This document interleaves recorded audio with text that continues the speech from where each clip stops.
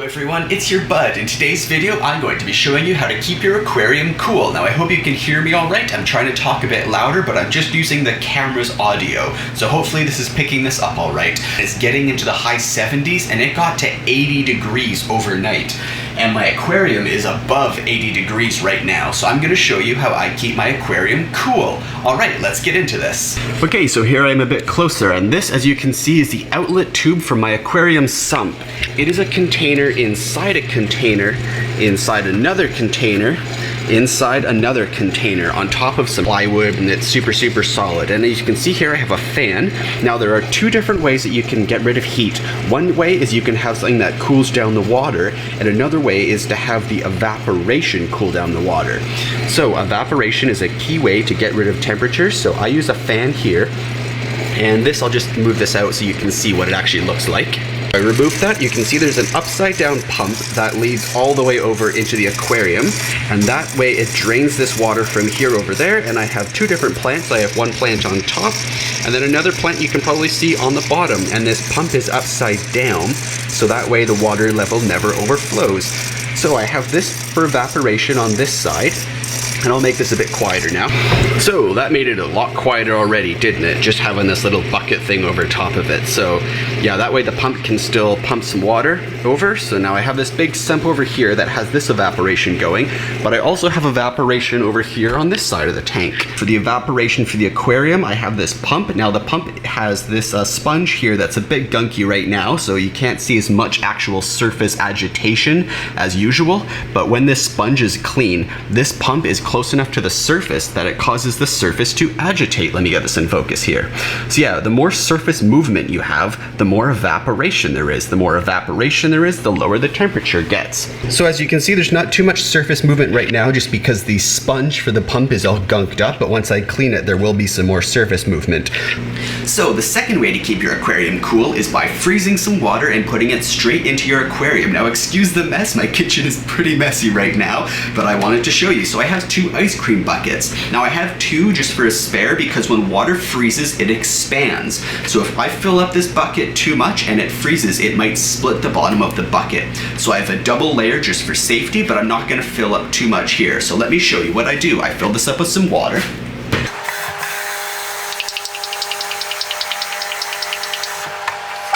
Not too much, I want it to freeze quickly, but I also want there to be enough, so I go for a disc about this big in an ice cream bucket, maybe 1 inch to 2 inches into an ice cream bucket, and then I'll put this into the freezer.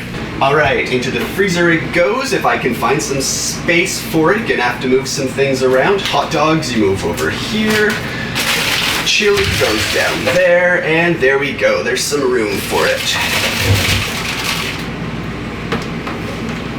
So I'll freeze that and then I'll be back in a moment. So frozen disc of water, check. Well, partially frozen. Here we go, let's drop this in nice and gently. I'll give you a better view in a second. So there you go, there's some nice frozen water. I didn't have time to freeze it all the way through just because I wanted to demonstrate. Most of it was just cool water. So if you're going to be adding fresh new water, make sure you add dechlorinator.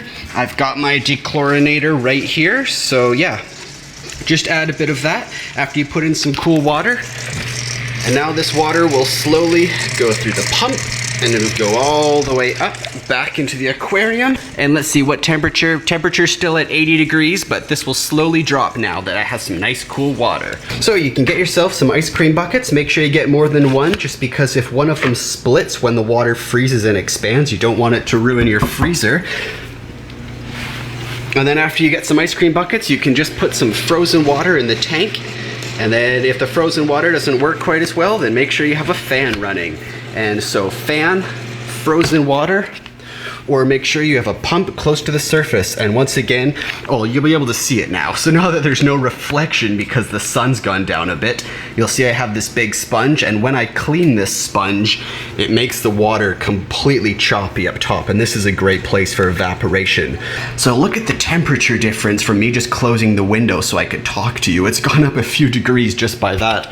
I'm already sweating. Whew, it is warm. But yeah, remember, you can have surface agitation, and you can do that with a pump or with a fan, or you can freeze some water and drop it in your aquarium. Luckily I have this big sump, so it makes it super easy for me to just drop a huge chunk of frozen water in there. So thanks for watching, everyone. Hopefully you enjoyed this. Now my mind is a bit scattered and I want to make sure that I say everything that I want to say. It's been a few hours since I started to make this video because I had to freeze the water, and then I was just really surprised when I looked last night and saw how warm it was. That it hit 80 degrees in my apartment. That just really shocked me. So I wanted to make sure that I was taking care of my fish right away. And yeah, so I do have these wonderful lily pads up top, which is a blessing and a curse. It's a blessing because the guppies actually eat the lily pads, so I don't really have to worry too much about feeding them when things get when things get bad. I can leave them for a little bit, and I did just feed them right now, but if they don't want the fish food, they can eat the lily pads. But unfortunately, the lily pads have a lot of surface area that makes for a lot of very still water, so the heat can't really escape. It's great in the winter, it saves me some electricity, but in the summertime it means that the only place to evaporate is up here, where there's some actual free space for the water to actually move around and agitate. So yeah, once I clean this pump up here, it's going to be super easy to use, and it's going to create a bunch of agitation over there on this side, but I'm not quite there. I clean the pump every week or so, and it needs a few more days before I'll give it a good clean. Wow, that fish is so old there. The polka dot one, you can't even see the polka dots on its tail. But that one's actually pretty old now. That's a few months old. That's from at least Christmas time, I'd say. Yeah, but anyways, it's getting pretty warm in the tank, and some of them won't really do too well. The guppies I don't worry too much about, but the neon tetras are the ones that I care about. Can we see them? You can see there's one back there, but unfortunately it's a bit too dark here. For some reason, my camera never really picks up what my aquarium looks like. It's just so dark in there, isn't it? But anyways, yeah, these lily pads are a blessing and a curse. They trap so much heat that when it gets up to 80 degrees in my apartment, I get super worried about what the temperature's like in the actual aquarium. So you can either freeze water, you can have surface agitation, which causes evaporation, which gets rid of heat, or you can use a fan, and a fan will also cause surface agitations. You can agitate with a pump or with a fan. So you can freeze some water, or you can have a pump or a fan agitating the surface to create evaporation. Those are the three ways to cool down your aquarium and to keep your fish happy. So if you had no plants up top, then you can just dunk some cold water bottles up top, or just have a fan that blows on the surface. But since I have these lily pads up here, if I had a fan on the surface 24/7, it would evaporate the water that's in the leaves. So the lily pads would wilt because the water from inside them would evaporate. However, I don't have to worry about that if the evaporation is over there in the big sump.